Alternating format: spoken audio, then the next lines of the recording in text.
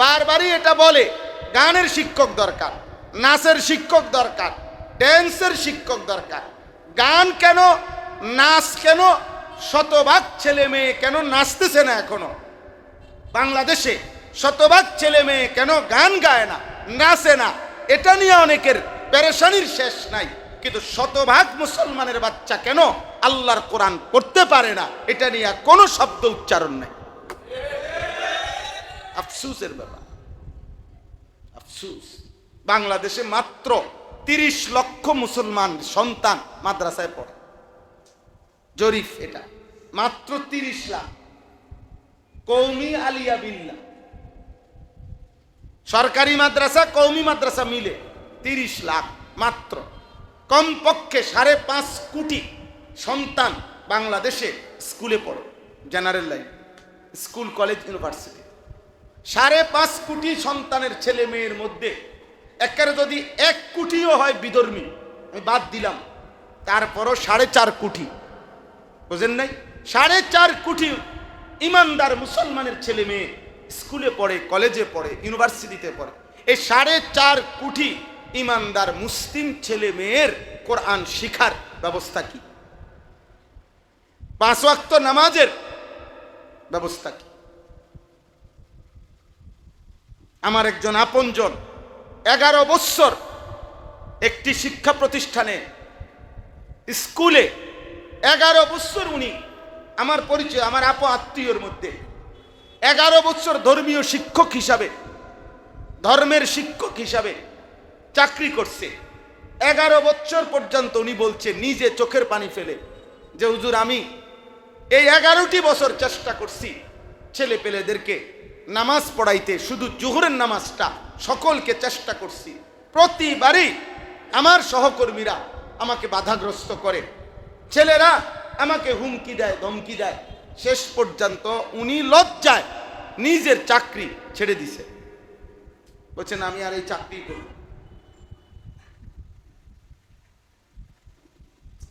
যদি ধর্মের শিক্ষক, ধর্মীয় শিক্ষক, এখন বলবে মানা করছে কে, নিষেধ করছে কে? ছেলে পেলেদেরকে আমরাও তো বলি পড়ে না, তো ছেলে মেয়েদেরকে আমরাও বলি পড়ে না, তো অনেক মানুষ যে পড়ে না, জেনারেল লাইনও সরু সরিয়া জানে না, তো তাদেরকে অক্ষর জ্ঞান শেখানোর জন্য আরো কোনো ব্যবস্থাপনা নাই? কোনো বাংলাদেশের উন্নয়নের জন্য, বাংলাদেশের অগ্রগতির জন্য, যেই কোনো কিছু বাস্তবায়নের জন্য যদি একটা যে আমরা বলছি আমি করতাম না, তো এরপরে আমি শেষ, বাদ, এটা নিয়ম না? আরো কোনো পদ্ধতি, আরো কোনো চেষ্টা প্রয়োগ করার কোনো প্রয়োজন নাই?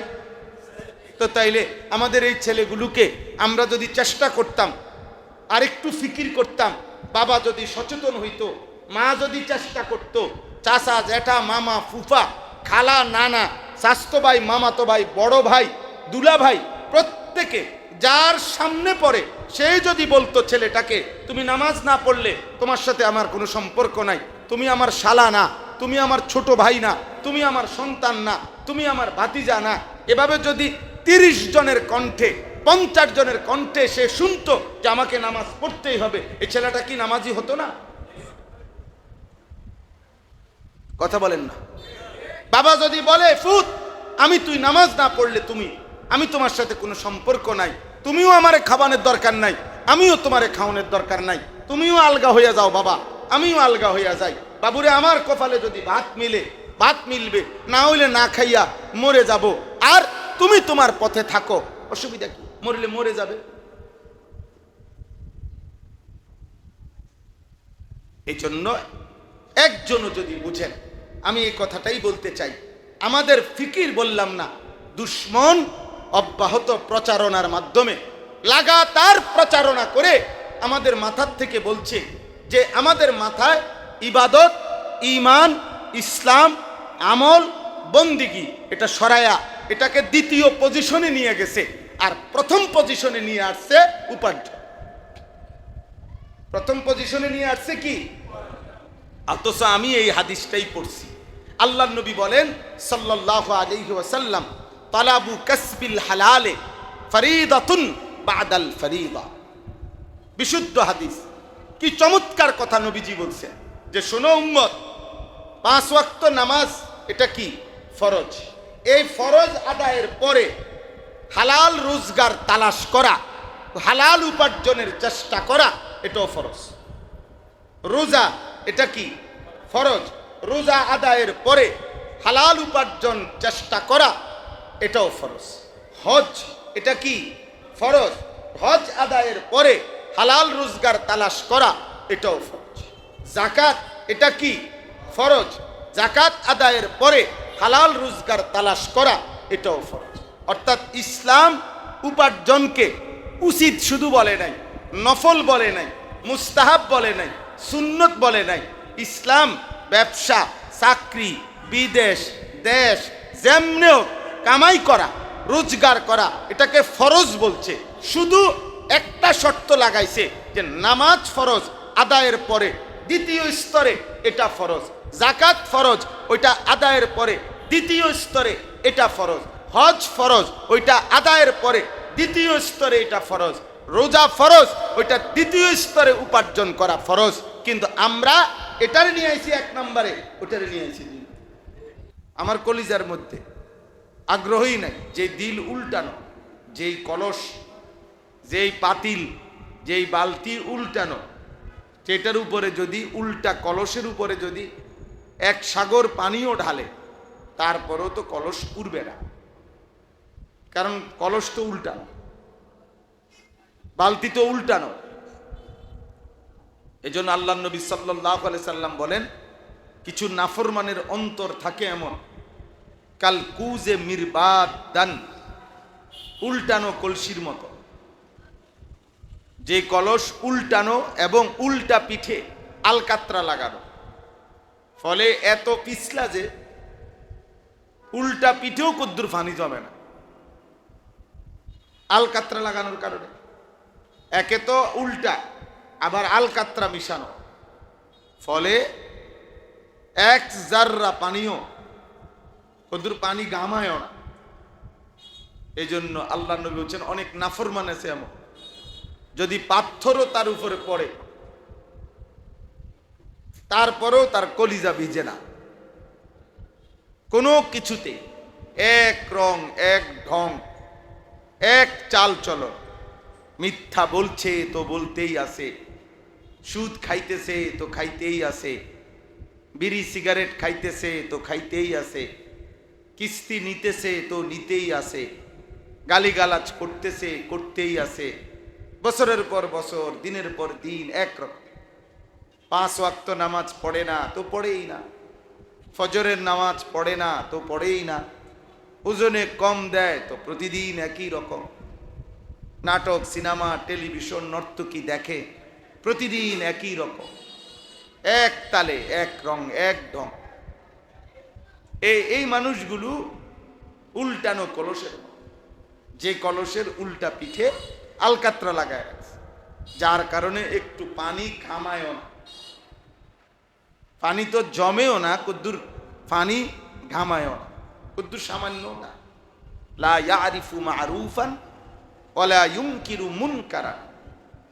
নবী সাল্লাল্লাহু আলাইহি ওয়াসাল্লাম বলেন, এই নাফরমানদের কাছে কোনো নেক কাজ মনে হয় না, কোনো গুনাই গুনাহ মনে হয়, সব গুনাহের কাছে একরকম। মিথ্যা বলুক, হাসে, গালিগালাজ করতেছে, হাসে, বিড়ি সিগারেট খাইতেছে, হাসে, মহিলার দিকে তাকায় রয়েছে, হে খুশি, হাসে, তার ছেলে কোনোদিনই নামাজ পড়ে না, হে স্বাভাবিক, একরকম, একদম। আল্লাহ নবী বলছেন, এদের মূল কারণ যাদের কাছে নেক কাজ মনে হয় না, গুনাহকে গুনাহ মনে হয় না, এক নিয়মে প্রতিনিয়ত পাপ করতেই থাকে, তো তাদের অন্তর মূলত উল্টানো কলসির মতো, যেই কলস উল্টাইয়া উল্টা পিঠে আলকাত্রা মাইখা দিছে, আলকাত্রা মাইখা দিছে। অথচ কোরআনুল কারীমের মধ্যে আছে পাথর, আল্লাহ তাআলার সৃষ্টি যে পাথর, আমাদের চোখে মনে হয় পাথর কত শক্ত, মানুষ কথায় কথায় বলে তার অন্তর পাথরের মতো শক্ত, কিন্তু আসলে মানুষের অন্তর পাথরের চাইতে বেশি শক্ত। পাথর নাফরমানের অন্তরের চাইতে অনেক নরম। পাপী, নাফরমান, অসভ্য, চরিত্রহীন, লম্পট, হারামি, নিকৃষ্ট যেই সমস্ত হারামখোর যারা, এই নাফরমানদের অন্তরের চাইতে পাথর নরম, পাথর এর চাইতে অনেক ভালো। কেন? কোরআনুল কারীমের মধ্যে আল্লাহ তাআলা সূরা বাকারার মধ্যে স্পষ্ট আছে পাথরের বৈশিষ্ট্য। আল্লাহ বলছেন অনেক পাথর আছে যেই পাথর ফাইটা, ওয়া ইন্না মিনাল হিজারাতি লামা ইয়াতাফাজ্জারু মিনহুল আনহার, পাথর ফাইটা পাথরের ভিতর থেকে পানি বের হয়, পাথরের কান্না।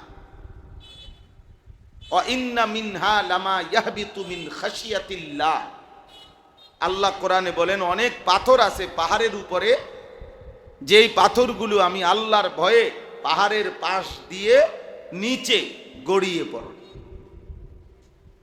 মিন খাশিয়াতিল্লাহ, আল্লাহর ভয়ে। পাহাড় আল্লাহ, পাথর আল্লাহর ভয়ে গড়িয়ে পড়ে, পাথর আল্লাহর ভয়ে ফাইটা পানি বের হয়, পাথরের গা বেয়ে পানি ঝর্ণার মতো বেয়ে পড়ে। এই তিনটা, তাহলে পাথরের গায়ে অনেক পানি ঝরে, প্রত্যেক ঝর্ণার মুখে, পাহাড়ের উপরে পাশে দিয়ে যে ঝর্ণা নামে, যেই কোনো ঝর্ণা, পাহাড়ের গা বেয়ে যেসব ঝর্ণার পানি পড়ে, ওই ঝর্ণার মুখে পাথর থাকে। আমি সীতাকুণ্ড যেখানে ঝর্ণা আছে ওটা একবার দেখতে গেছিলাম ছাত্র জীবন, অনেক আগে। তখন এই ভিন্ন পথ দিয়া প্রায় 1.5-2 ঘন্টা লাগাইয়া একটু একটু করে উঠে ওই ঝর্ণার মুখে গেছিলাম দেখতে। তখন ছাত্র মানুষ আমাদের সাথে আমরা আরো অনেকেই, তখন দেখছি অনেক পাথর। এই পাথরের কান্নাই হচ্ছে ঝর্ণা, আল্লাহর কুদরতে। তাহলে পাথরের গায়ে গা বেয়ে অজস্র পানি নিচে ঝরে পড়ে, পাথর ফাইটা পানি বের হয়, পাথর আল্লাহর ভয়ে পাহাড় থেকে নিচে পড়ে যায়। অথচ নিকৃষ্ট নাফরমান 365 দিনে এমন নিকৃষ্ট, এই নাফরমান একদিনও কোনো দিন একটি বছরে মনেও পড়ে না যে তার উপরে ফজরের নামাজ ফরজ। এই নাফরমান একদিনও ফজরের নামাজে ওঠে না। এটা কত বড় নিকৃষ্ট! পাথর তার চাইতে কোটি গুণ ভালো। 60 বছর এক টানা বয়স, 60 এবড়া এক টানা এখনো বিড়ি খায়, এক রঙ্গে গালি দেয়, এবড়ার চাইতে পাথর ভালো। এবড়ার চাইতে কে ভালো? পাথর ভালো। 40 বছরের যে মিথ্যুক, 40 বছর ধরে ওজনে কম দেয়, সুদ কিস্তি খায়, এই নাফরমানের চাইতে পাথর ভালো। কারণ পাথর কদ্দুর লড়ে সরে, এই নাফরমান লড়ে সরে না। পাথরের কদ্দুর লড়া সরা আছে, পাথরেরও মনে কিছুটা ভয় আছে, কিন্তু এই নাফরমানের কোনো ভয় নাই, কারণ তার দিল উল্টায় গেছে। এই জন্য আব্বা ছেলেদেরকেও বলি, ভাই গুনাহ হওয়া স্বাভাবিক, গুনাহ আমারও আপনারও আমাদের সকলেরই গুনাহ হয়, কিন্তু গুনাহ লাগাতার থাকা, গুনাহ একবারও আমাকে ফিরতে দেয় না, গুনার থেকে বাঁচবার কথা মনেও পড়ে না, এটা আল্লাহর লানত। এটা ওই ব্যক্তির উপরে আল্লাহ তাআলার লানত। ইবলিসের উপরে আল্লাহ এমন লানত দিছে যে এই লানতের কারণে ইবলিস আর কোনোদিন ইবলিসের থেকে ফিরতে পারল না। এজন্য এটা সবাই মনে রাখবে, গুনাহ হবেই, জোয়ানেরও, বুড়ারও, হুজুরেরও, পাবলিকেরও, পীর সাহেবেরও, মুরিদেরও, ইমামেরও, মুসল্লি, হুজুরেরও, সাধারণ জনগণেরও গুনাহ হবে, গুনাহ হবেই। লাউ লাম তুযনিবুন লা যাহাবাল্লাহু বিকওমিন, লা যাহাবাল্লাহু বিকুম ওয়া লা জাআ বিকওমিন ইউযনিবুন ফায়াস্তাগফিরুনাল্লাহ ফায়াগফিরুল্লাহু লাহুম। হাদিসের মধ্যে আছে, নবী সাল্লাল্লাহু আলাইহি ওয়াসাল্লাম বলেন, যদি তোমাদের দ্বারা গুনাহ না হতো তো আল্লাহ তোমাদেরকে সরিয়ে দিতেন, নতুন জাতি নিয়ে আসতেন যাদের দ্বারা গুনাহ হবে। কিন্তু কেমন গুনাহ? নবীজি বলেন এমন গুনাহ হবে যে গুনাহ হওয়ার সাথে সাথে সে পুনরায় আল্লাহর কাছে মাফ চেয়ে নিবে, আবার নতুন করে ইবাদত আমল শুরু করবে। আবার যখন গুনাহ হবে আবার মাফ চেয়ে নিবে, আবার আমল শুরু করবে। আবার যখন গুনাহ হবে আবারও মাফ চেয়ে নেবে। এভাবে যদি লক্ষবারও গুনাহ হয়, লক্ষবারই সে ঘুরে দাঁড়াবে, আবার ইবাদত শুরু করবে। যে হাঁটা শিখে সে 10 কদম হাঁটে, পড়ে যায়, আবার হাঁটে 20 কদম, এবার পড়ে যায়, আবার হাঁটে এবার 30 কদম, আবার পড়ে যায়, আবার হাঁটে এবার 40 কদম পড়ে যায়। যে হাঁটতে, যার সিদ্ধান্ত আমি হাঁটবই, সে পড়ে যায়, এটাই স্বাভাবিক। কিন্তু শেষ পর্যন্ত পড়ে যাওয়া কমে আসে, হাঁটার গতি বাড়ে যায় নাকি? ঠিক যে ব্যক্তি মনে করে যে মোবাইলে যে আসক্ত হয় সে প্রতিবন্ধী হয়, এটা আধুনিক গবেষকদের কথা। তার সিরা হয়, তার সিরা, তার হিতাহিত জ্ঞান থাকে না, সত্য কথা, পার্থক্য শক্তি থাকে না, তার বিবেক কাজ করে না, তার ভিতরে বাবা মা, আত্মীয় স্বজন, ধর্ম, কর্ম, ঈমান, ইসলাম, আল্লাহ, রসুল, পাক নাফাক কোনো কিছুর স্বাভাবিকতা থাকে না। আস্তে আস্তে এটা বুঝতে শেখো ভাই। তুমি ঠিক বলতে পারো, আমি ঠিকই বলতেছি।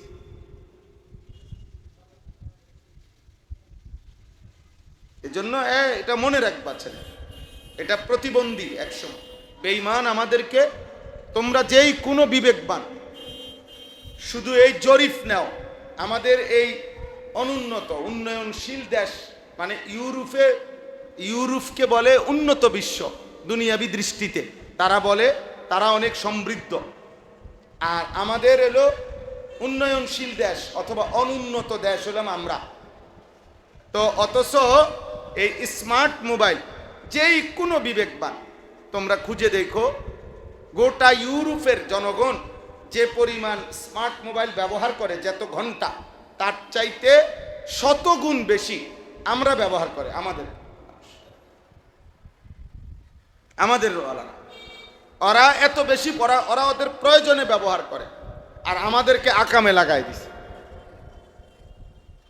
আমাদেরকে বলছে তোর সমস্ত টাকা তোর বাপের মাটির তলে যদি টাকা রাখে, ওইখান থেকে চুরি করে তুই এমবি ঢুকাই রাখবি, কারণ তোর বাপের একটা টাকা ঘামের যেন তোর বাপের কাছে জমা না থাকে, তুই চেষ্টা করবি আমাদেরকে দিয়ে দিতে। বেঈমান নিয়ে নিচ্ছে, চুইসা নিতেছে আমাদের সব। আমার এক অভিভাবক পরিচিত, উনি ওই দিন কাঁদা দিছে। উনি বলতেছে আমি হুজুর অনেক কষ্ট করে কি একটা কাজের জন্য 2 লক্ষ টাকা উনি বাসায় এনে রাখছে ওনার বিবির কাছে ঘরে। ওনার আপন ছেলে, বড় ছেলেটা সর্বোচ্চ 15 বা 17 বছর হবে বয়স, এই মসজিদে বসে বলতেছি আল্লাহর কোরআন সামনে, ওই অভিভাবক বলতেছে আপন ছেলে চুরি করে 2 লক্ষ টাকাই নিয়ে গেছে গা, এবং 2 লাখ টাকা দিয়া 60টা মোবাইল কিনছে। বাপের 2 লাখ টাকারই মোবাইল কিনা ফেলছে। উনি কানছে আমার কাছে। আমি বললাম তো এতগুলো মোবাইল কেন কিনলো? কয় তার বন্ধু বান্ধবদেরকে গিফট করছে। তাহলে বলেন কি পরিমাণ মাতাল হইলে, কত নিকৃষ্ট হইলে এত বড় জঘন্য কাজ করতে। বেচারা যেই প্রয়োজনের জন্য আনছে ওই 2 লাখ টাকা, এই প্রয়োজনই বা পূরণ করবে এখন কেমনে? আবার এই 2 লাখ টাকা যার থেকে হাওলাত আনছে সে এটাই বা সুদ করবে কেমনে? তাহলে এখন তো এই 2 লাখ টাকাও হারাইলো, আরো এই কামের লাগেও 2 লাখ টাকা দরকার, আবার ওই ঋণ সুদ করার জন্য তো আরো 2 লাখ টাকা দরকার। তাহলে এখন 4 লাখ টাকার ফেরে পড়লো কিনা?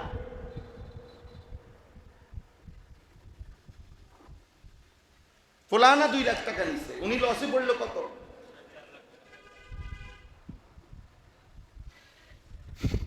এই জন্য দোস্ত এটা বুঝাও, তোমরা হিসাব নাও, কম্পেয়ার করো। বেঈমান এই পরিমাণ মোবাইল টিপে না, তোমরা মুসলমানের সন্তান যে পরিমাণ মোবাইল টিপে, তুমি খবর নাও। আমি খবর নিয়ে বলছি, আমার কাছে তথ্য আছে, বুঝলেন না? এই পৃথিবীতে এখনো মুসলিম বিশ্বে আর অমুসলিম বিশ্বের ক্ষেত্রে, খেলার ক্ষেত্রে, ক্রিকেট খেলায় মুসলিম বিশ্বের মানুষ যে পরিমাণ আগ্রহী, অমুসলিম বিশ্বের মানুষ ওই পরিমাণ আগ্রহী না। এটাও আন্তর্জাতিক জরিপ। আমেরিকায় কোনো আন্তর্জাতিক মানের ক্রিকেট খেলোয়াড় নাই, অথচ আমেরিকায় টাকার কোনো অভাব নাই। ইসরায়েলের আন্তর্জাতিক মানের কোনো ক্রিকেট খেলোয়াড় নাই, ইসরায়েলের কোনো টিমে নাই, ইসরায়েলের কোনো ফুটবল টিম আসেনি, ক্রিকেট টিম আসেনি। তারা তো পারমাণবিক শক্তিধর দেশ। পৃথিবীর সবচেয়ে বেশি উপার্জন হয় যে কয়েকটি শহরে, তার মধ্যে ইসরায়েলের রাজধানী যে তেল আবিব, ওইখানে সবচেয়ে বেশি উপার্জন হয়। ওই শহরকে বলে, যেই কোনো মোবাইলে খবর নিয়ে দেখো, তেল আবিব, যে শহরে কখনো রাত হয় না, যেই শহরে সিস্টেম হলো 24 ঘন্টা, প্রতি 8 ঘন্টা পর পর শিফটিং কাজ চলে, ডিউটি হয়, কোনো কর্মস্থলেই ছুটি নেই, লোক বদলায় আর কি, বুঝেন নেই? এই 8 ঘন্টা যারা কাজ করছে এরা ছুটি, নতুন নতুন গ্রুপ আবার কি করে 8 ঘন্টা ডিউটি করে, আবার নতুন গ্রুপ 8 ঘন্টা, 3 8 24, 3 শিফটে কি হয় কাজ। মেশিন বন্ধ হয় না 1 সেকেন্ডের জন্য, লোক বদলায় শুধু। আমরা ক্লাস বদলাই না, মনে করেন আমি সরে গেছি তো উনার ঘন্টা, এবার উনি ঘন্টা করে, মেশিন ঘুরতে থাকে। তাদের কম্পিউটার অন থাকে। এখন যার ডিউটি শেষ, ও চলে গেছে, নতুন ব্যক্তি এসে কি বসছে, কম্পিউটারের সামনে বসছে। আর আমাদের একজন বাবা পুরো একটা ফ্যামিলির 8 জন 10 জন মানুষের বোঝা তার মাথার উপরে। এই বেচারা মাথা আলগি দিতে পারে না টেনশনে, চারিদিকে চোখ খুললেই তার গুম। ওই দিনও একজন বলছে, হুজুর পারিবারিক এই উপার টাকা পয়সার টেনশনে মনে হয় যে হুজুর শুধু যে ঘুমাই যে কদ্দুর টাইম, চোখ বন্ধ থাকে ঘুম, এইটুকু টাইমে ভালো থাকি, চোখটা খুললেই তখন এই ব্রেনটার মধ্যে সারাক্ষণ পেরেশান। ছেলেটার টাকা দরকার, মেয়েটার টাকা দরকার, স্ত্রী অসুস্থ, মেয়েটা বিবাহের উপযুক্ত, ছেলেটাকে একটা টাকা পয়সার ব্যবস্থা করে দেওয়া দরকার, পরীক্ষা, ঘর দুয়ার নাই, প্রতিনিয়ত ঘরের মধ্যে আজকে ফ্রিজ নষ্ট, কালকে দরজা নষ্ট, ওই দিন সিটকারি নষ্ট, ওইখানে তেল নাই, ওইখানে পেঁয়াজ নাই, ওইখানে রসুন নাই। একটা মানুষ সারাটা সময় তার মধ্যে ঘুরে, পুরুষের মাথায় নাই আর নাই, নাই আর নাই। এই কষ্ট করে বেচারা জোড়া তালি দিয়া এগুলা সব মিলায়, আর ওই অসভ্য জানোয়ার সন্তান, ওই জানোয়ার অনবরত মোবাইল টিপে আর উলঙ্গ ছবি দেখে। এই হাইওয়ান জানে না কি পরিমাণ কাম তার বাবার ছড়। এই জানোয়ার জানে না। এই জানোয়ার তালাশ করে রাস্তায় আর কোন নর্তকী আছে, এই জানোয়ার তালাশ করে মোবাইলে আর কোন নর্তকী আছে। অথচ সেও জানে একজন পুরুষের এত নারী দরকার নেই। নারী দরকার, নারীর চাহিদা, কিন্তু এত নারী দিয়ে করবে কি? এত মহিলা দিয়ে করবে কি সে? বলে। এজন্য বাবা সবাইকে বলি, আমরা প্রত্যেকের দায়িত্ব, আমরা নিজেরা এবং নিজেদের স্ত্রী সন্তানের ব্যাপারে, পরিবারের সদস্যদের ব্যাপারে তাদের ঈমান, আমল, আদব, আখলাক, এটাই মুসলমানের প্রথম ডিউটি। আমাদের পাপে আজকে আমাদের সন্তান এলো না, বাপ বুঝছে, মা বুঝছে, আমার দায়িত্ব জিফুত সন্তানের ব্যাপারে শুধু ভাত মাছ, বিল্ডিং, দালান, টাকা পয়সার ব্যবস্থা করা, তার চাল চলন, চরিত্র, ঈমান, আমল, আখলাক, এটা আমার দায়িত্ব না। এইখান থেকে যখন আমরা সরে গেলাম, আমাদের সমাজ এলোমেলো হয়ে গেছে। এখনো যদি বাপ মা মনে করে যার যেটুকু আছে সংসার, এটুকু সংসারে যদি উনি সিদ্ধান্ত নেয় যে আমি আমার স্ত্রী কন্যার ইবাদতবিহীন 1 টাকা দেব না, আমার সন্তান নামাজ পড়ে না, এই নিকৃষ্ট নাফরমানকে আমি 1 টাকা দেব না, তার লগে বোঝাপড়া করা। স্ত্রী পর্দা করে না, তোর মতো অসৎ মহিলারে আমি 1 টাকা দেব না। তো মামলা করো, নাহলে হামলা করো, পরে তুমি আমি দেব না, আমার হালাল টাকা, কষ্টের টাকা, আমার ঘাম ঝরানো টাকা তুমি বেহায়াপনা করবা, মানুষের বেড়া দেখাইবা আমি এই জন্যই টাকা কামাইছি। হ্যাঁ, তুমি আমা দিতা না, তোমার মতো নাফরমান সন্তান দিয়া আমার দুনিয়ায় তো কিছু হইতেছে না, আখেরাত কি হবে? যে সন্তান তার বাপের দুনিয়ায় কথা শুনে না, এই নাফরমান আখেরাতে এই বাপের কি উপকার করবে? এই বেটা বোঝে না। এজন্য এটা জরুরি।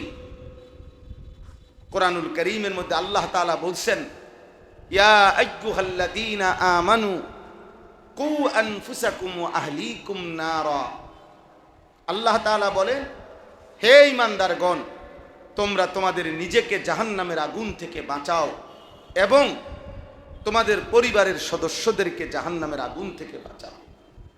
তাফসীরের মধ্যে কথা স্পষ্ট আছে, পরিবারের সদস্যদেরকে জাহান্নামের আগুন থেকে বাঁচাও, এ কথার অর্থ কি?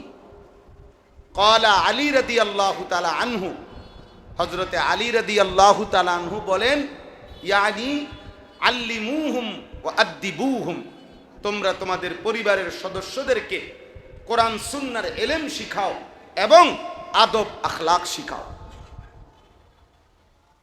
আদব আখলাক, এইটাই তাফসীর।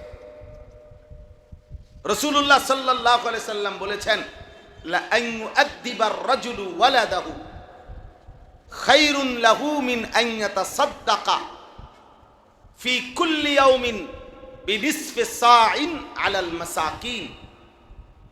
কোন ব্যক্তি তার স্ত্রী সন্তান ছেলে পেলেকে আদব আখলাক শিখানো, প্রতিদিন নিসফে সা মানে ধরেন 1.25 কেজি গম আল্লাহর রাস্তায় আল্লাহর জন্য কোনো ফকির বা মিসকিনকে প্রতিদিন দান করা, তার চাইতে কোটি গুণে উত্তম নিজের পরিবারস্থ লোকদেরকে আদব আখলাক শিখানো। নবীজি বলছে সাল্লাল্লাহু আলাইহি সাল্লাম, নবীজি সাল্লাল্লাহু আলাইহি সাল্লাম বলছেন, আল্লাহ নবী সাল্লাল্লাহু আলাইহি সাল্লাম বলছেন, তোমাদের সন্তানের বয়স যখন 7 বছর অবশ্যই তোমরা তাকে নামাজের আদেশ করো।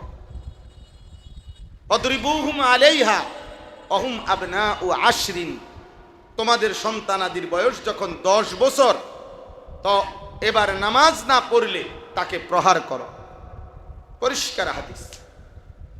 কোন বিজ্ঞানী কি বলছে, কোন ডাক্তার কি বলছে, কোন চিকিৎসা বিজ্ঞানী কি বলছে, কোন জাতিসংঘ কি বলছে, এর কোনোটাই ধরনের টাইম আমার নাই। আমার রাসূল বলছে 10 বছর পূর্ণ হলে এবার যদি সন্তান নামাজ না পড়ে এই নাফরমানকে প্রহার করো।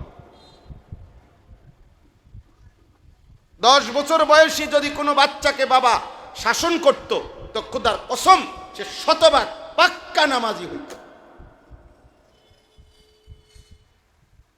কিন্তু বেঈমান টেলিভিশনে আর নাটকে আর সিনেমায় অ্যাডভার্টাইজে বেঈমানরা বুঝাইয়া দিছে যে বাচ্চারে তাকাইবেন না। আজকের বেঈমান ইউরোপের ষড়যন্ত্র এটা, যে বাচ্চাকে সংশোধনের কোনো পদ্ধতি নাই। ওনাদের স্লোগান হলো বাচ্চা সংশোধন করা যায় না, বাচ্চা নিজের মতো বড় হয়। এজন্য শিশু, এবং শিশুর সংজ্ঞা দিছে 18 বছরের দামড়া হওয়া পর্যন্ত শিশু। শিশুর শেষ হবে কোন দিন? 18 বছর বয়স। 18 বছরে, বুঝেন না? তার বয়স যখন 18 বছর পূর্ণ হবে, এর আগ পর্যন্ত সে শিশু। চিন্তা করছেন? তার মানে শিশুকে কিছুই বলা যাবে না। 18 বছর পর্যন্ত তাকে পূর্ণ নিজের মতো খাবে, নিজের মতো ঘুমাবে, নিজের পছন্দে চলবে, নিজের পছন্দে জামা পরবে, নিজের পছন্দে রাত কাটাবে, নিজের পছন্দে আড্ডা দিবে, নিজের পছন্দে মেয়ে পছন্দ করবে, নিজের পছন্দে মেয়ে ছেলে পছন্দ করবে, নিজের পছন্দে বন্ধুদের সাথে বান্ধবীদের সাথে পার্কে রেস্তোরাঁয় আড্ডা দিবে। নষ্ট হইয়া যখন কমপ্লিট হবে তো এরপরে তারে তুমি খেয়াল রাখবে, তখন ফচ্চা গন্ধ ছুটবে, তো এরপরে আপনার দায়িত্ব এবার এই ফসা গন্ধ যেটা এইটা নিয়ে এবার টেনশন করে। অথচ আল্লাহ নবী সাল্লাল্লাহু আলাইহি সাল্লাম বললেন 10 বছর বয়সে, 10 বছরের আগে অনুমতি নেই। এজন্য 10 বছরের আগে কোনো বাচ্চাকে শরঈভাবে শরীয়তের মতে আঘাত করার অনুমতি নেই।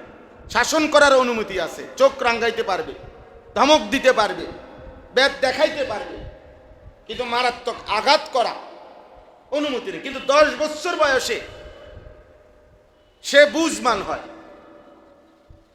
এই জন্য আল্লাহ নবী সাল্লাল্লাহু আলাইহি সাল্লাম বলছেন 7 বছর বয়স থেকে নামাজ পড়তে বলতে থাকো। 7 গেল, 8 গেল, 9 গেল, আজকে 3 বছর ধরে তোরে বুঝাইতেছি নামাজ পড়ো না, পড়ো না, পড়ো না। এবার আল্লাহ নবী বলে 10 বছর হয়েছে, এবার বেত হাতে লও। এবার কি হাতে লও? এবারও যদি ছেড়ে দাও এ নষ্ট হয়ে যাবে, এ চরিত্রহীন হবে, এ লম্পট হবে, জুয়ারি হবে, নেশাখোর হবে, নারী লুবি হবে, জিনাকার হবে, ব্যভিচারী হবে, বেহায়া দুশ্চরিত্র হবে। এজন্য শুধুমাত্র রিজিকের ফিকির, শুধুমাত্র খাদ্যের ফিকির, শুধুমাত্র অর্থের ফিকির, শুধুমাত্র উপার্জন, আজকে সম্পূর্ণ দৃষ্টিভঙ্গিটা আমাদের বদলে গেছে। এই ছেলেরা তোমাদেরকেও বলি বাবা, বেঈমান তোমাদেরকে মোবাইল হাতে তুলে দিয়ে তোমাদেরকে নিজের হাতে তুলে দিছে, তোমাদের আর বুঝায় দিছে তোর কোনো মা নাই, তোর কোনো বাবা নাই, তোর কোনো আল্লাহ নাই, তোর কোনো রাসূল নাই, তোর কোনো ধর্ম নাই, তোর কোনো দেশ নাই, রাষ্ট্র নাই, তোর কোনো সমাজ নাই, সভ্যতা নাই, তোর কোনো সংস্কৃতি নাই, আখলাক নাই। মোবাইলে যা তোর কাছে আসবে এটাই তোর জীবন। হাসবা তো মোবাইলে যেভাবে হাসে, কাঁদবা মোবাইলে যেভাবে কাঁদে, পোশাক পরবা মোবাইলে যেই পোশাক সাজেস্ট করে, পরামর্শ দেয়, জুতা কিনবা মোবাইলে যেই জুতা কিনতে বলে, দাড়ি রাখবা না রাখবা না মোবাইলে যেটা বলে, ডিজাইন কেমনে চুলের করবা মোবাইলে যেটা বলে। বেঈমান আজকে কোটি কোটি সন্তানকে বুঝাই দিছে যে তোর মোবাইল আর তোর জীবন। আমাদেরকে আর মাথার মধ্যে একটাই ঢুকাইছে যে জীবন মানে উপার্জন। বেঁচে থাকার অর্থ হইল হালাল হোক হারাম হোক, ভদ্রতা হোক আর অভদ্রতা হোক, জায়েজ হোক না জায়েজ হোক, সততা হোক আর দুর্নীতি হোক, উপার্জন চাই। কি লাগবে? টাকা লাগবে। কি লাগবে বলেন? টাকা লাগবে, টাকা লাগবে। হ্যাঁ, ভোগ, এত বড় দুনিয়া ভোগ করতে হইলে, আধুনিক এই দুনিয়াকে ভোগ করতে হলে বর্তমানে টাকাই তো লাগবে, টাকাই তো লাগবে, টাকা লাগবে প্রচুর পরিমাণ। এই জন্য বাপ মা পরিবারের সদস্যদের নেশা, বাপ মারও ফিকির, জিফুতেরে কামাই করো, কিছু একটা করো, পয়সা দরকার, নাইলে ভবিষ্যৎ অন্ধকার ফুত। পয়সা দরকার, পয়সা দরকার, টাকা দরকার, টাকা দরকার। এক ধান্দা আমাদেরকে সৃষ্টির উদ্দেশ্য। আজকে ইউরোপের, আমরা নিজে বইতে পড়ছি ভাই, ইউরোপের কথা হলো মানুষ সৃষ্টির উদ্দেশ্যই হলো উপার্জন, টাকা, সম্পদ লাগবে। হ্যাঁ, এটা এরা বলে ইউরোপিয়ানরা, মানে টাকাকে বলে সেকেন্ড গড, দ্বিতীয় খোদা।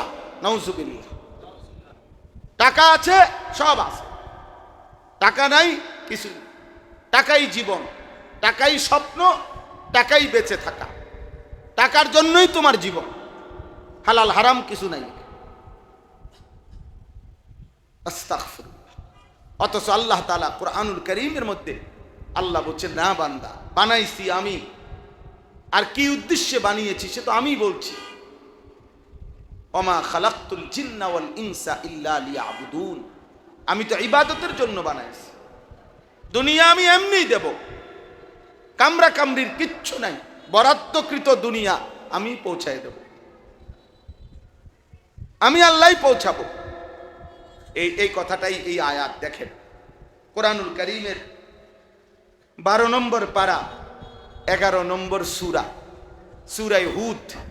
এই আমার এই দুইটা আয়াত, আর একটু সবাই শুনেন, আর 10 মিনিট তাইলে শেষ কথা।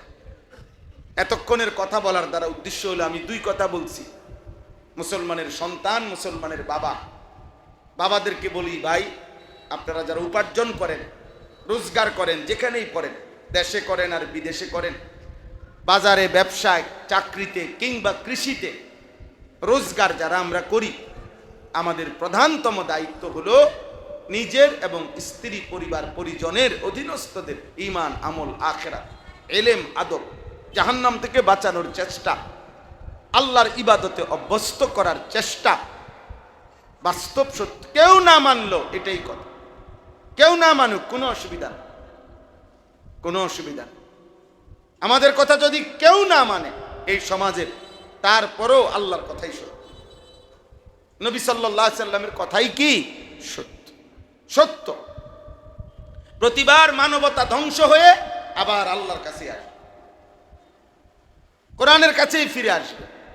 শেষ সমাধান কোরআনের কাছে। যত পদ্ধতিতে দুর্নীতি, খুন, ধর্ষণ, নারী নির্যাতন, ইফটিজিং, হারাম উপার্জন, দুর্নীতি বন্ধ করার যে যত ফর্মুলা, পলিসি অ্যাপ্লাই করছে, প্রয়োগ করতেছে, সব ব্যর্থ হয়ে একদিন ব্যর্থই হয়ে আছে। শেষ পর্যন্ত আল্লাহর কাছেই আসতে হবে, কোরআনের কাছেই আসতে হবে। সমাধান এখানে, সমাধান এখানে, সমাধান এখানে। ইচ্ছা করে আপনি আজকের মানুষ হাজারো দুনিয়া লুবি বুঝতে চায় না, ইচ্ছা করেই বুঝতে চায়।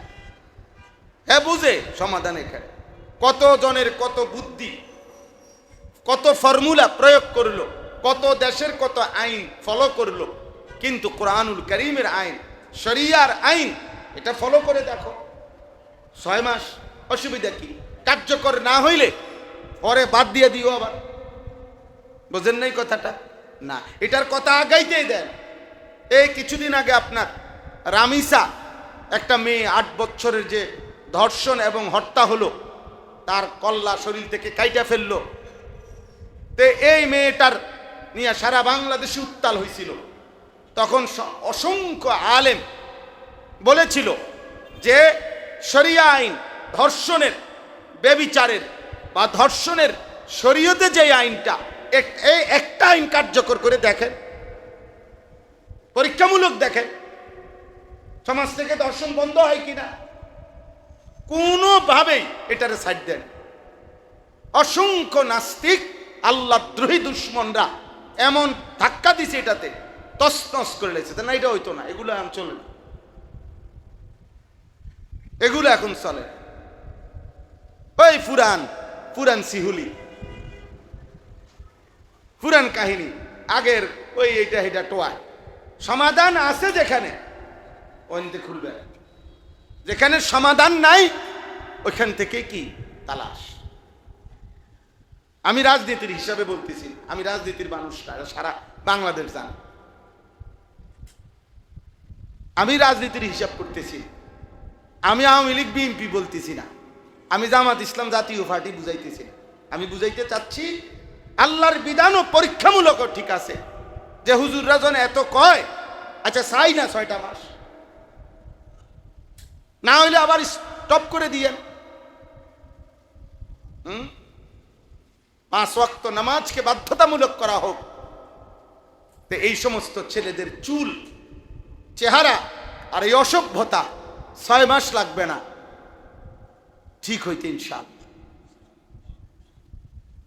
আল্লাহ তাআলা কোরআনুল কারীমের মধ্যে বলছে, 2টি আমলের মধ্যে সমস্ত অপরাধ, সমস্ত পাপ, সমস্ত অশ্লীলতা, সমস্ত বেহায়াপনা একটি রাষ্ট্রের, একটি দেশের, একটি সমাজের, একটি পাড়ার, একটি মহল্লার, একটি জাতির যত রকমের অনিয়ম, বিশৃঙ্খলা, যত রকমের অন্যায়, জুলুম, নির্যাতন, পাপ সব কিছুর সমাধানে আল্লাহ বলছে দুইটি আমল যদি কার্যকর করা হয় তো নিশ্চিত সমস্ত অপরাধ, সমস্ত পাপ দূর হয়ে যাবে। আল্লাহ এটা ওয়াদা দিছে কোরআনে। সেই দুইটা আমল কি? একটা হলো কোরআনুল কারীমের বিশুদ্ধ তেলাওয়াত, শতভাগ মুসলমান কোরআন বিশুদ্ধ পড়তে হবে। 2, শতভাগ মুসলমান 5 ওয়াক্ত নামাজ পড়তে হবে। নামাজ পড়বে 100-তে কতজন? 100 জন। কোরআন পড়বে 100-তে কতজন? সাহাবায়ে কেরাম নামাজ পড়তেন 100-তে কতজন? বলেন। সাহাবায়ে কেরাম আল্লাহর কোরআন পড়তেন প্রতি 100 জনে কতজন? এই বুঝছেন নিশা। উতলু মা উহিয়া ইলাইকা মিনাল কিতাব ওয়া আকিমিস সালাহ ইন্নাস সালাতা তানহা আনিল ফাহশাই ওয়াল মুনকার। এইটাই সমাধান। সূরা আনকাবুত 21 নম্বর সূরা, 21 নম্বর পারা, 45 নম্বর আয়াত। এই একটি আয়াত এই পৃথিবীর সংশোধনের জন্য যথেষ্ট। আর লাগবে না। কোরআনুল কারীমের আর আয়াতও যদি না থাকতো, এই একটা আয়াতে যথেষ্ট। শতভাগ ইমানদার কোরআন পড়বে, শতভাগ ইমানদার নামাজ পড়বে।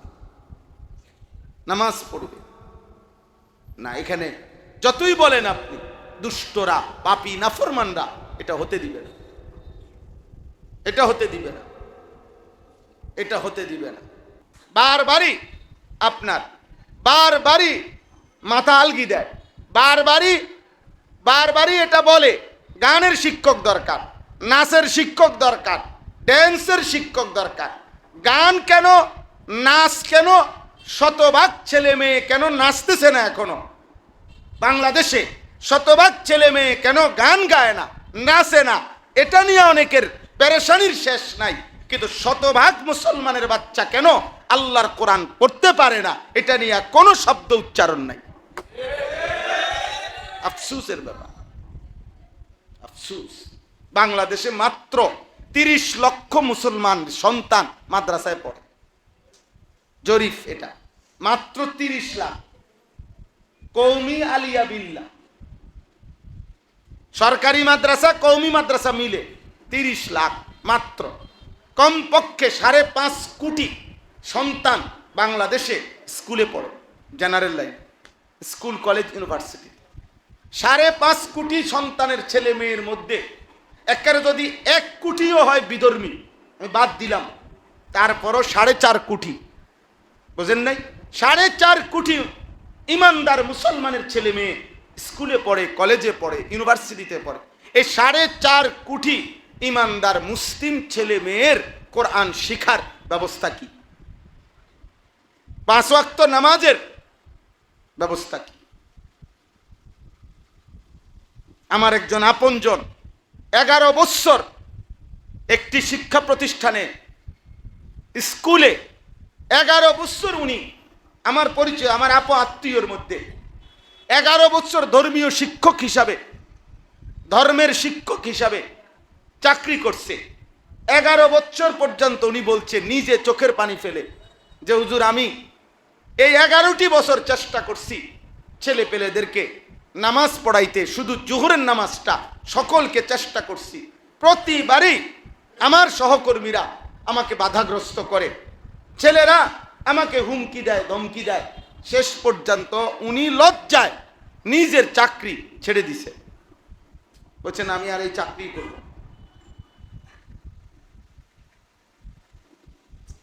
যদি ধর্মের শিক্ষক, ধর্মীয় শিক্ষক, এখন বলবে মানা করছে কে, নিষেধ করছে কে? ছেলে পেলেদেরকে আমরাও তো বলি পড়ে না, তো ছেলে মেয়েদেরকে আমরাও বলি পড়ে না, তো অনেক মানুষ যে পড়ে না, জেনারেল লাইনও সরু সরিয়া জানে না, তো তাদেরকে অক্ষর জ্ঞান শেখানোর জন্য আরও কোনো ব্যবস্থাপনা নাই? কোনো বাংলাদেশের উন্নয়নের জন্য, বাংলাদেশের অগ্রগতির জন্য, যেই কোনো কিছু বাস্তবায়নের জন্য যদি একটা যে আপনারে বলছি আমি করতাম না, তে এরপরে আমি শেষ, বাদ, এটা নিয়ম না? আরও কোনো পদ্ধতি, আরও কোনো চেষ্টা প্রয়োগ করার কোনো প্রয়োজন নাই?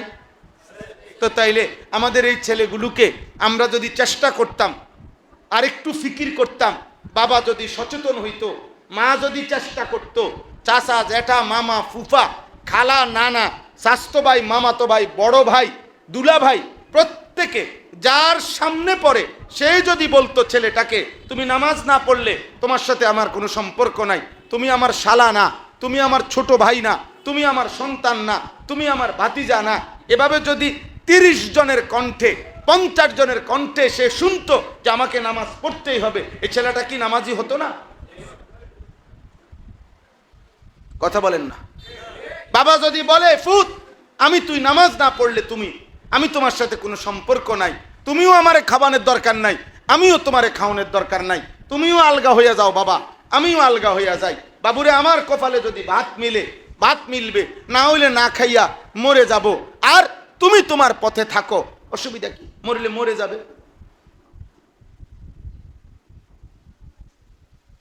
এই জন্য একজনও যদি বুঝেন, আমি এই কথাটাই বলতে চাই, আমাদের ফিকির বললাম না, দুশ্মন অব্যাহত প্রচারণার মাধ্যমে লাগাতার প্রচারণা করে আমাদের মাথার থেকে বলছে যে আমাদের মাথায় ইবাদত ঈমান ইসলাম আমল বন্দিগি এটা সরায়া এটাকে দ্বিতীয় পজিশনে নিয়ে গেছে, আর প্রথম পজিশনে নিয়ে আসছে উপার্জন। প্রথম পজিশনে নিয়ে আসছে কি? অথচ আমি এই হাদিসটাই পড়ছি, আল্লাহর নবী বলেন সাল্লাল্লাহু আলাইহি ওয়াসাল্লাম, তালাবু কাসবিল হালালে ফরিদাতুন বাদাল ফরিদা। বিশুদ্ধ হাদিস, কি চমৎকার কথা নবীজি বলছেন যে শোনো উম্মত, 5 ওয়াক্ত নামাজ এটা কি ফরজ, এই ফরজ আদায়ের পরে হালাল রোজগার তালাশ করা, হালাল উপার্জনের চেষ্টা করা এটাও ফরজ। রোজা এটা কি ফরজ, রোজা আদায়ের পরে হালাল উপার্জন চেষ্টা করা এটাও ফরজ। হজ এটা কি ফরজ, হজ আদায়ের পরে হালাল রোজগার তালাশ করা এটাও ফরজ। যাকাত এটা কি ফরজ, যাকাত আদায়ের পরে হালাল রোজগার তালাশ করা এটাও ফরজ। অর্থাৎ ইসলাম উপার্জনকে উচিত শুধু বলে নাই, নফল বলে নাই, মুস্তাহাব বলে নাই, সুন্নত বলে নাই, ইসলাম ব্যবসা চাকরি বিদেশ দেশ যেমনেও কামাই করা রোজগার করা এটাকে ফরজ বলছে। শুধু একটা শর্ত লাগাইছে যে নামাজ ফরজ আদায়ের পরে দ্বিতীয় স্তরে এটা ফরজ, যাকাত ফরজ ওইটা আদায়ের পরে দ্বিতীয় স্তরে এটা ফরজ, হজ ফরজ ওইটা আদায়ের পরে দ্বিতীয় স্তরে এটা ফরজ, রোজা ফরজ ওইটা দ্বিতীয় স্তরে উপার্জন করা ফরজ। কিন্তু আমরা এটারে নিয়ে আইছি 1 নম্বরে, ওটারে নিয়ে আইছি 2। উপার্জন প্রতিদিন, নামাজ শুধু শুক্রবারে। রোজগারের চেষ্টা কি প্রতিদিন, আর নামাজ শুধু কি শুক্রবার। 2 রাকাত, একটা 25-এ ঢুকে একটা 40-এ বাইর হয়, 15 মিনিট। 15 মিনিটও অনেকের বিরক্ত লাগে। এমন দুষ্ট কিছু মানুষ আছে, শয়তান এমন গুড়া কিরমি কামড়ায় যে ইমাম সাহেব 1:30-এ জুমার জামাত মনে করেন 35 বাজলো কেন, হেতে মাতবরি দেখায়, হেতে মাতবর হেবড়া কমিটি, হেবড়া হলো ইমাম সাহেবের সভাপতি, ইমাম সাহেবের সালায়, হেবড়া সেক্রেটারি, ওটা কেশিয়া, হেবড়া মুয়াজ্জিনরে সালায়। এই জন্য দেমান এবার ফুতে মসজিদের টাইলসের টেয়া দিছে, বুঝলেন? ও SS5-এর গেট হেবড়ার ফুতে দিছে, এই জন্য হেবড়ার কথা কবের অধিকার আছে। আমার ফুতে কি দিছে? এই 2 কাতার টাইলসের টেয়া দিছে, সবটি ফ্যান করতে লইলে আমার ফুতে দিছে। কাজে আমনের ফ্যানের মধ্যে টাঙ্গায় তখন দরকার, আমনের ফুতে জন দিছে, বুঝেন নাই কথা? ওবাডারে ফ্যানে টাঙ্গায় থুইয়া আমনের সব ঘুরাইলে ভালো ছিল না, মানুষ আর সহজে চিনল এবডার ফুতে, এই যে টাঙ্গায় থুইছে যে এবডার ফুতে দিছে। এই কারণে অহংকার করার কোনো অনুমতি আছে? আপনি দান করছেন আল্লাহর জন্য, তো আবার সেই দানের বিনিময় চাচ্ছেন কেন? এই দানের উপরে খোঁটা দিলেন কেন? খোঁটা দিলে আপনি দুনিয়ার বিনিময় চাচ্ছেন না? তো আল্লাহর কাছ থেকে তাহলে কি পাইবেন? চলেন, অতএব আজকে এটাই কথা যে আল্লাহ তাআলা এখানে বলছে, দেখেন তরজমাটা শুনেন, ওমা মিন দাব্বাতিন ফিল আরদ ইল্লা আলাল্লাহি রিজকুহা। আল্লাহ বলে, বান্দা এই পৃথিবীতে, এই জমিনের মধ্যে যত কিছু বিচরণ করছে, যত কিছুর মধ্যে প্রাণ আছে, যত কিছুর নিঃশ্বাস আছে, এমন সমস্ত প্রাণ, এমন সমস্ত বিচরণশীল প্রাণী যাই আমার জমিনে আছে, আমি আল্লাহ এই প্রত্যেকটা প্রাণী, প্রত্যেকটা বিচরণশীল প্রাণীর রিজিকের জিম্মাদারি আমি আল্লাহ নিজেই আমার কাঁধে ফরজ করে নিলাম। ফরজ করে নিলাম, আমি দেব বললাম। তোমাকেও, তোমার পরিবারের সদস্যদেরকেও, মানুষকেও আমি আল্লাহ রিজিক দেব বললাম। জন্তু, জানোয়ার, কীট পতঙ্গ, পশু পাখি, উড়ন্ত পাখি, সাগরের তলদেশের প্রাণী, পাহাড়ের চূড়ায় প্রাণী, আমি সবাইকে রিজিক, আমি সবাইকে কি দেব? রিজিক। আমার দায়িত্ব, আমি আল্লাহ আমার দায়িত্বে নিলাম, আমার দায়িত্বে। শুধু শুধু উপার্জন আমার দায়িত্বে, ইবাদত তোমার দায়িত্বে। উপার্জনের ফিকির, রিজিকের ব্যবস্থা তোমার পুরো ফ্যামিলির, আমি পৌঁছাবো। ইবাদত তুমি করবে। তুমি 1 নম্বরে 2 নম্বর বানাইও না, 2 নম্বরে কি বানাইও না, 1 নম্বর বানায়। আমরা উল্টায় ফেলছি, উল্টায় ফেলছি।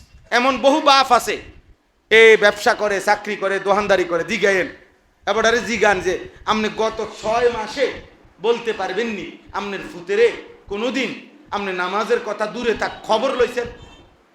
আপনারা জানেও না হাতের ফুতে কি করে। বেটির কাছে টাকা থুইয়া রাখছে, ফুতেরে কইয়া দিছে, হ্যাঁ টাকা আছে, যখন টাকা লাগে নিস, পেটের বুক লাগলে ভাত খাইয়া যাইস, শেষ। মা বাবার সাথে সম্পৃক্ত, টাকা লাগলে আব্বার কাছ থেকে আসিস, আর ভাত লাগলে তোর মার কাছে আসিস। তোর মা ভাত ব্যবস্থা করবে, আমি টাকার ব্যবস্থা করব। এবার তুই তোর সমবয়সী বন্ধুদের সাথে চরিত্র নষ্ট করবি, নারী দেখবি, ছবি দেখবি, উলঙ্গ নাচ দেখবি, মোটর সাইকেলের পিছনে ঘুরবি, একটা আরেকটার ফাঁসার মধ্যে লাথি দিবি, একটা আরেকটার চুল ধরে টান দিবি, একটা আরেকটার লগে মিল্লা নারী দেখলে, মেয়ে দেখলে অসভ্য অশৃঙ্খল কথাবার্তা বলবি, জন্তু জানোয়ার আর কুকুর বিড়ালের মতো জিন্দিগি পার করে আবার যখন ক্লান্ত হবি তো রাত্রে ঘুমাইতে ঘরে আসবে, শেষ। এমনি কি সমাজ চলে? এমনি কি পরিবার চলে বলেন? আল্লাহ আমাদেরকে মাফ করে দেন। অতএব এটাই আমার কথা। আল্লাহ বলেন ওয়ায়ালামু মুস্তাকাররাহা ওয়া মুস্তাউদাআহা। আল্লাহ তাআলা বলেন, আমি যে রিজিকের দায়িত্ব নিলাম, আমার প্রত্যেকটা বান্দা পূর্ণ সময় কোথায় থাকে আমি এটাও জানি, সাময়িক কখন কোথায় থাকে আমি সেটাও জানি।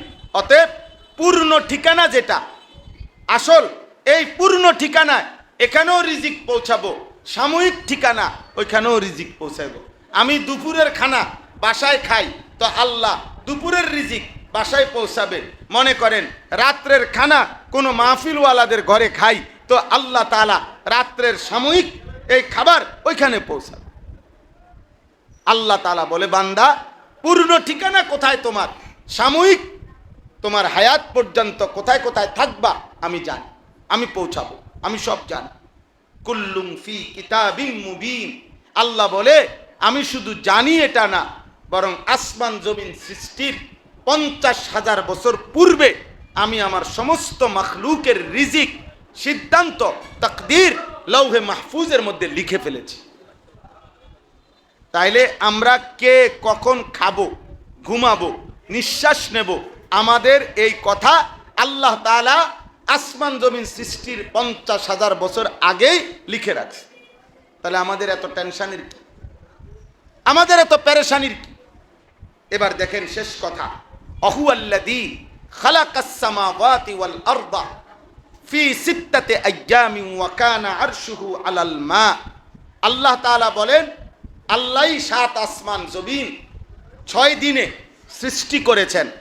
যখন আসমান জমিন বানান নাই, আল্লাহর আরশ পানির উপরে ভাসমান ছিল। এরপরে 6 দিনে আসমান জমিন সৃষ্টি করলেন।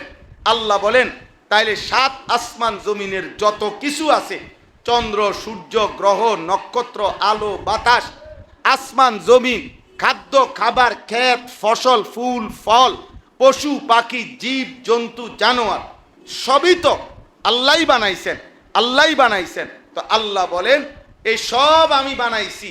এখন প্রশ্ন হলো আমি তোমাকে কেন বানাইছি? লিয়াবলুয়াকুম আইয়ুকুম আহসানু আমালা। রিজিক আমি দেব। তুমি 24 ঘন্টা পুরা হায়াত কোথায় কোথায় থাকো আমি জানি, আমি পৌঁছাবো। আমি সব সৃষ্টি করেছি। তুমি কোনো টেনশন করো না যে বাংলাদেশে থাকলে না আপনি আমারে খাওয়াইতে পারছেন, আমি যদি সৌদি আরব যাই আল্লাহ আপনি আমারে খাওয়াইবেননি। আল্লাহ বলেন কখন তুমি সৌদি আরব থাকবা আমি তাও জানি, কখন তুমি বাংলাদেশে থাকবা সব আমার দায়িত্ব। শুধু তোমাকে আমি বানাইছি পরীক্ষা করার জন্য আখিরাতের আমলটা কতটা সুন্দরভাবে তুমি দুনিয়ায় করছো এইটা। আমি তোমার সুন্দর নামাজ চাই, আমি তোমার সুন্দর যাকাত চাই, আমি তোমার সুন্দর হজ চাই, আমি তোমার সুন্দর ইবাদত চাই, আমি তোমার সুন্দর বন্দেগী চাই। আমি চাই নামাজ পড়ো সুন্দর করে, জিকির করো সুন্দর করে, কোরআন পড়ো সুন্দর করে, বন্দেগী করো সুন্দর করে। দুনিয়ার রিজিক আমিই দেব, আখিরাতের জান্নাত আমিই দেব। সুবহানাল্লাহ। আল্লাহ তাআলা এবার শেষ কথা বলে ওয়ালা ইন কুলতা ইন্নাকুম মাবউসুনা মিন বাদিল মাউত লায়াকুলান্না আল্লাযীনা কাফারু ইন হাদা ইল্লা সিহরুম মুবিন।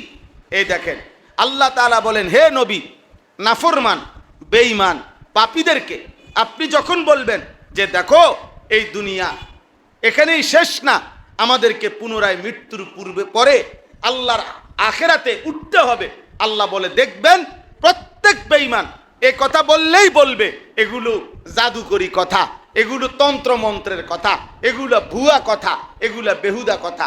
জীবন এটাই, খাও দাও ফুর্তি করো, নাচো গাও, দুনিয়া ভোগ করো, মরিলে সব শেষ।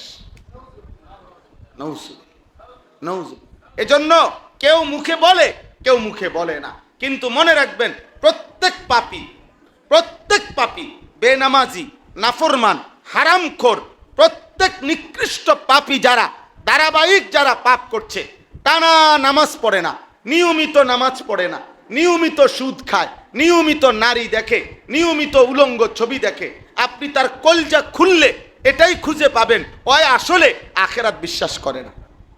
হ্যাঁ কয় না, আর কি কয় না। এই ছেলে পেলে যেগুলো এক ওয়াক্ত নামাজ পড়ে না, বাস্তব সত্য হইল এদের কলিজার ভিতরে আখিরাত। ওই দেন ওই ছেলে হাসে, ওই দেখেন, ওই দেখেন, দেখছেন দেখছেন না আপনি ভাই?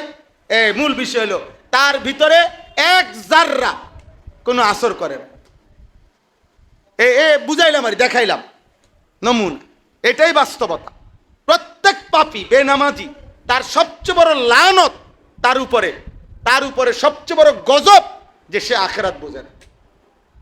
হে ভাত চিনে, মাছ চিনে, বেড়া চিনে, বেড়ি চিনে, নারী চিনে, ছবি চিনে, শাহওয়াত বোঝে, সব বুঝে, সে শুধু কি বুঝে না? আখিরাত বুঝে। সে শুধু আখিরাত বুঝে না, অথবা বুঝেও না বুঝার ভান করে। অতএব আজকে এতটুকুই কথা, এই শেষ কথা। এটা ছেলেরা বাবা কেউ না শুনেন, আমি আগেও বলছি, আমি প্রতিদিন আলহামদুলিল্লাহ কমপক্ষে আল্লাহর দয়ায় আজকে 22 বছর আল্লাহর কথা বলার আল্লাহ তৌফিক দিছেন। এতটুকু আমার এই বলা আমি বলে যাই, কিন্তু এটা মনে রাখেন বেঈমানদের কাছে, দুনিয়ার লুবিদের কাছে, পাপীদের কাছে জীবন মানে উপার্জন, আর ইমানদারের কাছে জীবন মানে ইবাদত। আজকের কথা এটাই। নাফরমানের কাছে জীবন মানে কি? উপার্জন। এক বেলা উপার্জন, এক বেলা বিনোদন, এক বেলা কামাই করে, এক বেলা ভোগ করে। আর ইমানদারের কাছে 24 ঘন্টা ইবাদত। ইবাদত সে বুঝে আমার রিজিক আসবেই, যা আসার তা আসবেই, আমাকে আমার বন্দিগি করে যাইতে হবে। যে বেলা খাইছি পেট ভরে অসুবিধা কি, যে বেলা খাই নাই পেট ভরে অসুবিধা কি? আমার জন্য যা বরাদ্দ তাই খাবার, বরাদ্দ থাকলে মিলবে, বরাদ্দ না থাকলে অভুক্ত থাকবে, কিন্তু আমাকে আমার আল্লাহর বন্দিগি করেই যেতে হবে। আল্লাহ তাআলা আপনাদেরকে তৌফিক দান করেন, আল্লাহ তাআলা যুবকদেরকে কবুল করে নেন, এই মাদ্রাসায় নূরে মদিনা আল্লাহ তাআলা কবুল করে নেন। এই মাদ্রাসায় আমি এই পর্যন্ত 4-5 বার মনে হয় আসছি, ওইখানে মাহফিলে বয়ান করছি, আরও অনেকবার আসা হয়েছে। আলহামদুলিল্লাহ, মাওলানা অনেক ফিকির করে, ছোট্ট জায়গার ভিতরে হলেও কষ্ট করে। আল্লাহ তাআলা মাদ্রাসাকে কবুল করেন, মাদ্রাসার তামাম জরুরত আল্লাহ পূরণ করে দেন। ছেলেরা বাবা তোমাদেরকে বলি, আব্বা কারো যদি বুঝে ধরে, দোস্ত আমার বেঈমানের মতো চুল রাইখো না, কাফের মুশরিকদের মতো নিজের জীবন সাজাইও না। বেঈমানের জীবন সুন্দর না রে আব্বা, বেঈমানের জীবন সুন্দর না, বেঈমানের চুল সুন্দর না, বেঈমানের আখলাক সুন্দর না।